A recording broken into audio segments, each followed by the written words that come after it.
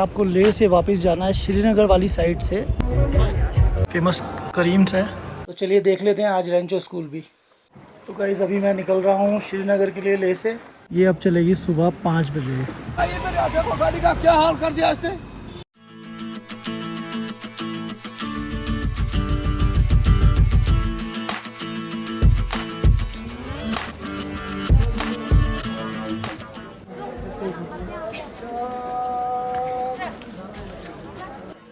लेकिन गाइस एक बात बताऊँ, सीज़न यहाँ पर जल्दी शुरू हो गया है, टूरिस्ट बहुत आए हुए हैं।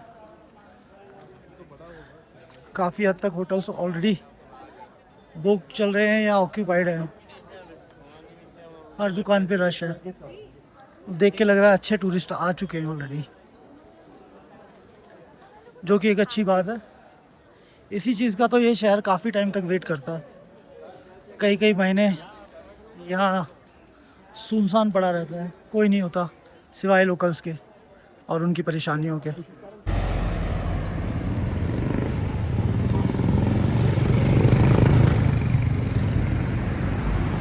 अगर आपको लेह से वापस जाना है श्रीनगर वाली साइड से, तो यहाँ पर JKSRTC का प्रॉपर बस स्टेशन है और यहाँ से बस चलती है। अभी फ़िलहाल एक बस चल रही है दोपहर को 2 बजे, जो 2 बजे से चल के 8 बजे तक द्रास आपको पहुँचा देगी।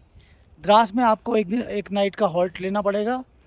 हॉल्ट आपके पैसों से होगा, ये टिकट में इंक्लूड नहीं है, आपको उतर के वहाँ पे देखना पड़ता है। जनरली मिल जाता है, काफ़ी सारे वहाँ पर स्टेइंग ऑप्शंस हैं अवेलेबल द्रास में, क्योंकि ये उनकी रेगुलर प्रैक्टिस है। बॉर्डर है द्रास के अंदर ना, जो 5 बजे के आसपास बंद हो जाता है। अगले दिन वही बस आपको सुबह 5 बजे निकाल के श्रीनगर 9 बजे तक पहुँचा देती है। इस बस की टिकट है 980 रुपये। और ये दूसरे ऑप्शन है, ये देखो, ये अर्बेनिया भी इनकी फ्लीट में आ गई है। AC कोच है, कंफर्टेबल है, और इसकी अभी प्राइसेस डिसाइड नहीं हुए हैं, ना ये ऑपरेशनल है, क्योंकि आप देखो इनके रजिस्ट्रेशन अभी पेंडिंग है।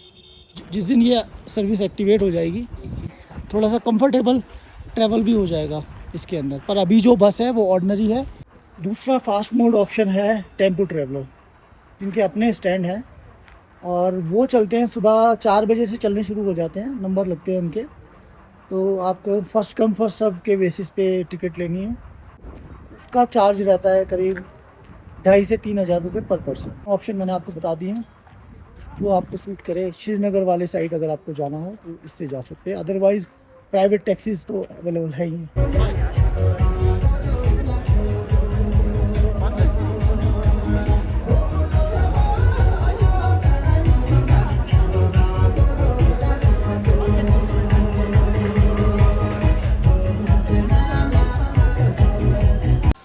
ये गाइस लेह का फेमस करीम्स है, यहाँ पर भी खुल गई है एक ब्रांच इनकी, और ये बहुत अच्छा चल रहा है यहाँ पर। मीन्स मुझे अभी 20 मिनट हो गए वेट करते हुए, अब मेरा नंबर आया है।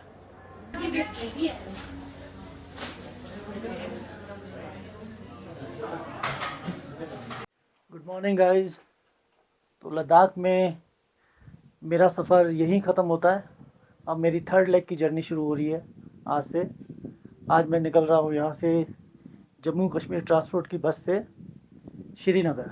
और मेरा तो प्रेफरेंस थी कि मैं कैब से चला जाऊँ, लेकिन यहाँ कैब में और ट्रैवलर में सिर्फ एक ही इशू आ रहा था कि वो लोग वेट करते हैं पूरी सवारी भरने का। ऑब्वियसली खाली गाड़ी तो लेके कोई जाएगा नहीं। अगर तो सवारियाँ जल्दी मिल जाती हैं तो सुबह वो जल्दी निकल जाते हैं, 4 बजे, 5 बजे, 8 बजे। उस केस में वो शाम तक श्रीनगर पहुंचा देते हैं नॉन स्टॉप। लेकिन अगर उनकी सवारियां नहीं मिलती, उनको 11-12 बज जाते हैं, 1 बज जाते हैं। जैसे कल मैं घूम रहा था तो कई गाड़ियां सवारी लेके खड़ी थी, 4-5, और 1-2 सवारी के वेट में। उस केस में फिर वो द्रास रुकते हैं। और जो बस है जम्मू कश्मीर की, उसका तो फिक्स है, वो 2 बजे चलेगी और शाम को 8 बजे द्रास में हॉल्ट कराएगी। सुबह 5 बजे वो द्रास से निकल के 9 बजे श्रीनगर पहुंचने के लिए कह रहे हैं, और उनका शेड्यूल फिक्स है। तो अगर दोनों केसेस में द्रास रुकना ही है, अनसर्टेनिटी है ही है, कैब में भी ट्रैवलर में भी, तो पैसे फिर वेस्ट क्यों करने। तो मैंने इसलिए बस की टिकट ले ली, जिसका चार्ज मुझे पड़ा है 980 रुपये। ले आने के बाद मैंने बाइक की। बाइक हालांकि 1000-1200 रुपये में मिल जाती है, लेकिन अभी बहुत बुरा हाल है। तो इस बजट को भी आप दिमाग में रखना। बाइक, अब कोई भी बाइक 2000 से कम नहीं मिल रही है। हिमालयन तो 2500 तक जा रही है, हंटर तक के लोग 2000 रुपये मांग रहे हैं। लेकिन अभी की रियलिटी में बता रहा हूँ कि बाइक्स अवेलेबल नहीं है तो फिर उनके चार्जेस ज़्यादा है। मैंने जो की थी, मैंने निगोशिएट किया था, तो और मुझे 2 दिन हो भी गए हैं लिए हुए। तो मैंने बाइक की थी 1800 रुपये पर डे के हिसाब से। 2 दिन की मैंने बाइक ली, 3600 इसका हुआ था। फ्यूल मैंने डलवाया था 2000 रुपये का। फुल टैंक कराया था, 5 लीटर का जेरी कैन लिया था। हनले में जहाँ मैंने होम स्टे किया था, मैंने 3 बेड की डॉम ली थी, जिसमें हम 2 ही लोग थे और तीसरा कोई आया नहीं था। तो जो ऑनर थी, लेडी ऑनर, उनसे चार्ज किए थे 800 रुपीज़ पर पर्सन, जिसके अंदर ब्रेकफास्ट था और डिनर था। मैंने बताया मैं साइट सीन देखने नहीं गया। अगर आपको ले के लोकल साइट सीन का रेफरेंस कुछ चाहिए तो आप मेरी पुरानी लद्दाख की सीरीज़ में वो वीडियो देख सकते हैं, जिसमें सारे साइट सीन मैंने किए हुए हैं। अभी मैं जा रहा हूँ रेंचो स्कूल, क्योंकि यहाँ पर हाफ डे की कोई बाइक या स्कूटी वगैरह नहीं देता, चार्ज फुल डे का ही लगता है। टैक्सी की है, 600 में टैक्सी मिल गई रेंचो स्कूल, जो हमें लेकर भी जाएगा, आधा घंटा वहाँ वेट करेगा और वापसी हमें बस स्टेशन छोड़ देगा। तो गाइस, टाइम आ गया है यहाँ से ले से निकलने का और आगे की जर्नी शुरू करने का। और ये भैया लेके जाने वाले हैं, वापस हमें ड्रॉप करेंगे बस स्टैंड पे। तो चलिए देख लेते हैं आज रेंचो स्कूल भी। कल मार्केट में था ना, तो अचानक से शाम को एकदम से ठंड बढ़ गई, तो बहुत हालत ख़राब हो गई थी। 1 घंटा रही वो ठंड, बाद में नॉर्मल हो गया। यहाँ का मौसम का कोई भरोसा नहीं है। बम्बई के पेशेंट, लद्दाख का मौसम चेंज होते रहते हैं। लेह मनाली हाईवे पर 12-13 किलोमीटर चलने के बाद ठीक से मोनेस्ट्री से ठीक 4 किलोमीटर पहले लेफ़्ट साइड में एक डाइवर्जन आता है, जिस पे 200-250 मीटर आगे चलने के बाद राइट साइड में आ जाता है रेंचो स्कूल।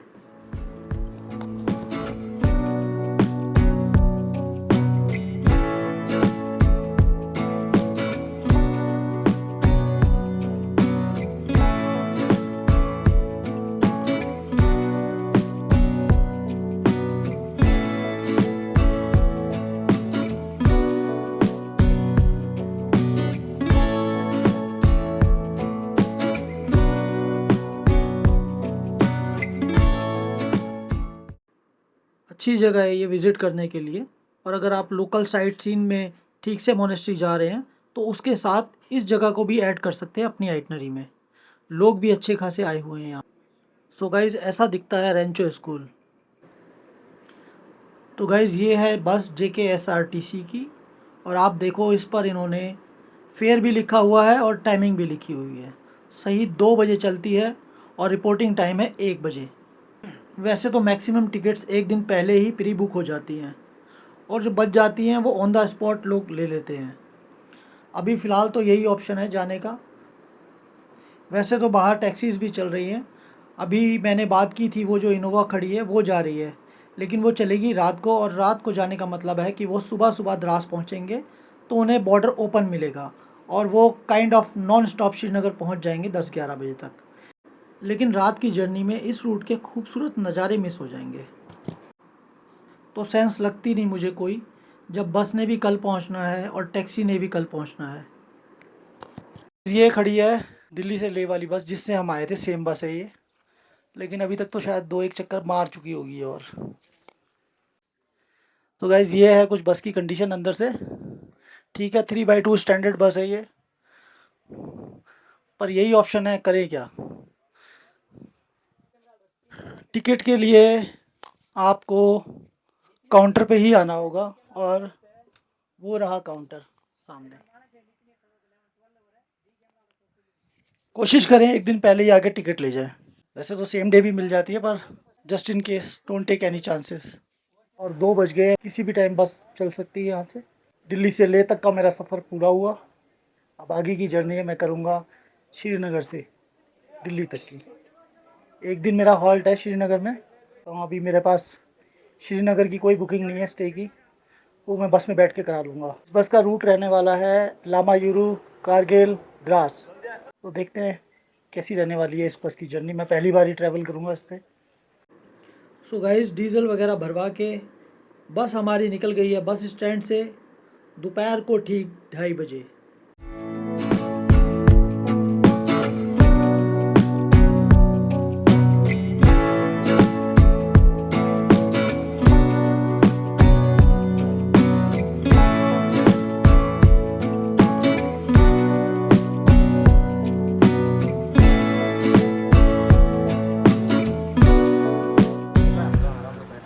और ये हम पहुंच गए खलसी विलेज।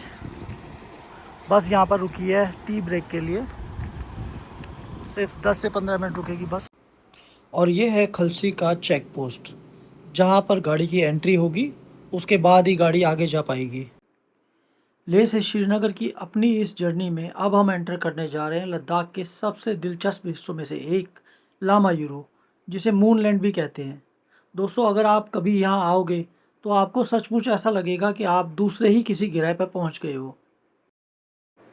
और इस वक्त हम मूनलैंड से होते हुए कारगिल की तरफ बढ़ रहे हैं और सामने जो रास्ता है बहुत खूबसूरत लग रहा है देखने में, लेकिन मैं बता दूं ये उतना ही चैलेंजिंग भी है, जहां एक तरफ ऊंचे ऊंचे पहाड़ हैं तो दूसरी तरफ गहरी खाइयां। ऐसे रास्तों पर गाड़ी चलाना आसान काम नहीं है, इसके लिए स्पेशल स्किल्स और एक्सपीरियंस दोनों का होना बहुत ज़रूरी है।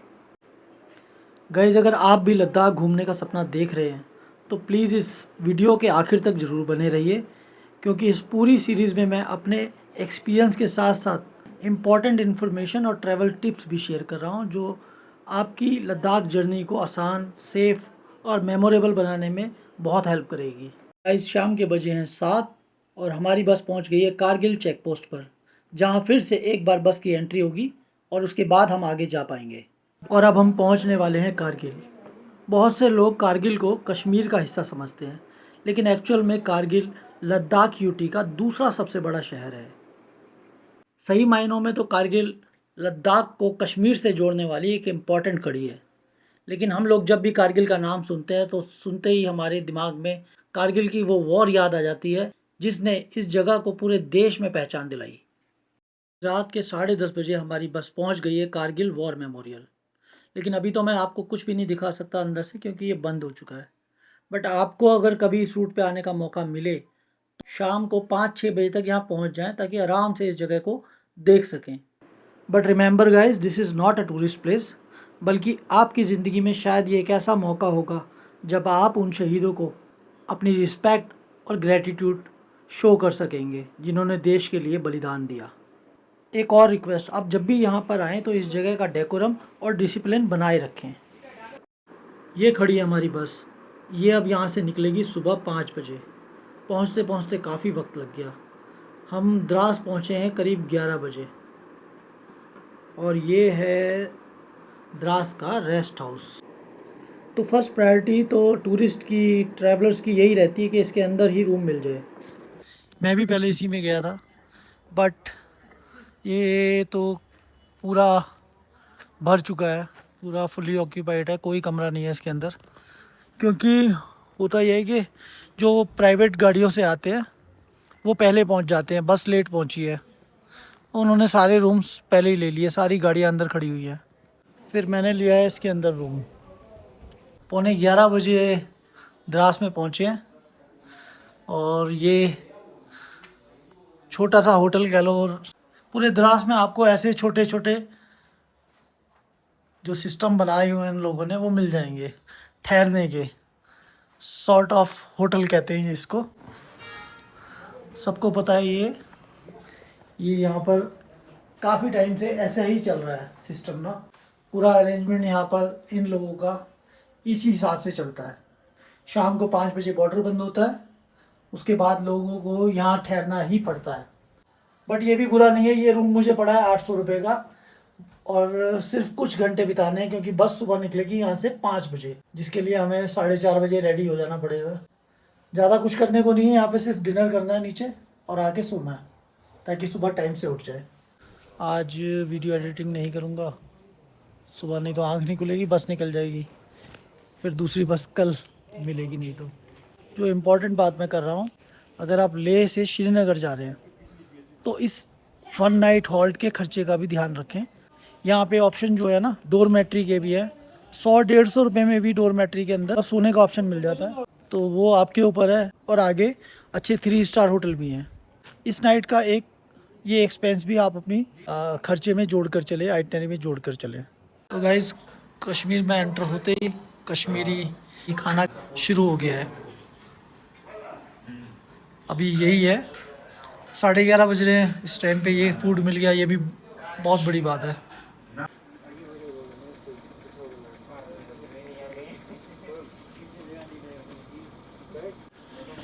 तो गाइस सुबह के सही 5 बजे हैं और हमारी बस चलने के लिए रेडी है टू श्रीनगर। बीच में बहुत अच्छे अच्छे नज़ारे आने वाले हैं। सोनमर्ग आएगा, जोजिला पास आएगा, तो रेडी रहिए आगे के नज़ारे देखने के लिए। We are all set to go to Srinagar.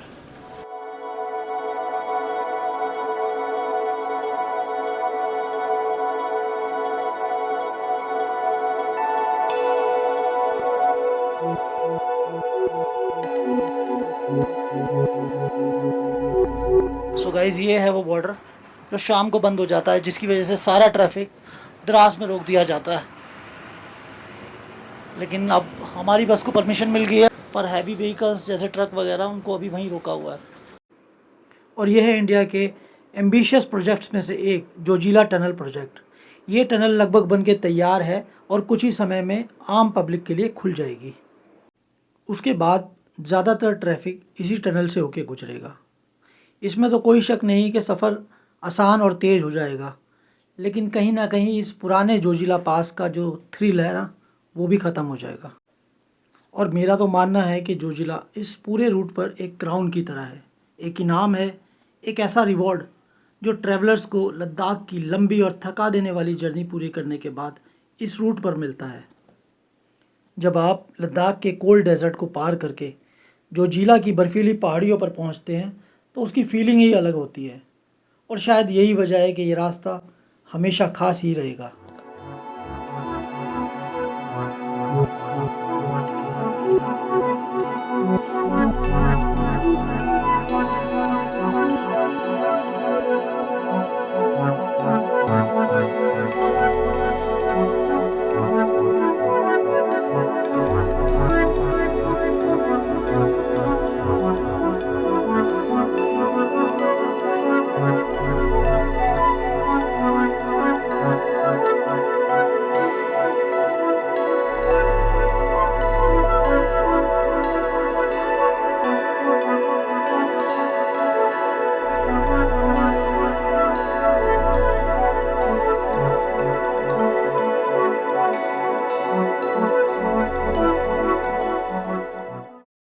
और ये हम पहुंच गए हैं सोनमर्ग।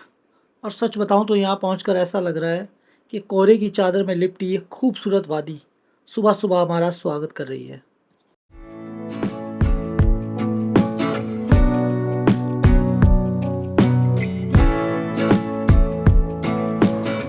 सुबह 5 बजे चल के हमारी बस 8 बजे पहुंची है कंगन। कंगन ये जगह है, रास्ते में पड़ती है, टी ब्रेक के लिए, ब्रेकफास्ट के लिए। इसके बाद कहीं नहीं रुकेंगे, सीधा श्रीनगर जाएंगे। श्रीनगर में मैंने अभी अभी अपने लिए हॉस्टल के अंदर एक बेड बुक किया है। दिन में तो घूमना है, एक्सप्लोर करूँगा, जो देख सकूँगा वो बताऊँगा आपको। नाइट हॉल्ट करके सुबह की मेरी ट्रेन है वंदे भारत 8:10 की जम्मू तक। तो चलते हैं चाय पीने। मैं देखना चाह रहा था कि वो कौन सा ढाबा है जिसमें रुकना चाह रहा है। पिछले 2 घंटे से पब्लिक शोर कर रही थी कि चाय के लिए। ये है वो खूबसूरत ढाबा जहाँ इसने रुकी है। चलो चाय तो मिल ही जाएगी। तो गाइस सीन हो गया है, गाड़ी टच हो गई है हमारी बस से। ये भाई बस वाली ऐसी है, लड़ाई चल रही है। देखो गाड़ी का क्या हाल कर दिया इसने।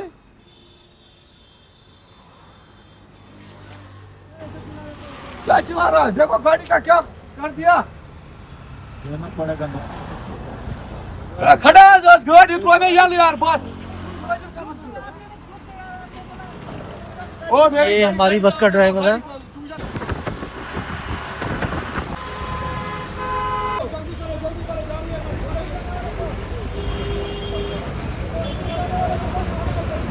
गाइज़ यहाँ तक तो मैं पहुँच गया 980 रुपये में। और रात को मैं रुका था 800 रुपये का रूम लिया था द्रास में, 200 रुपये का मील था डिनर मेरा। आगे का देखते हैं कितना खर्चा लगने वाला है। हॉस्टल मैंने बुक किया है 850 में।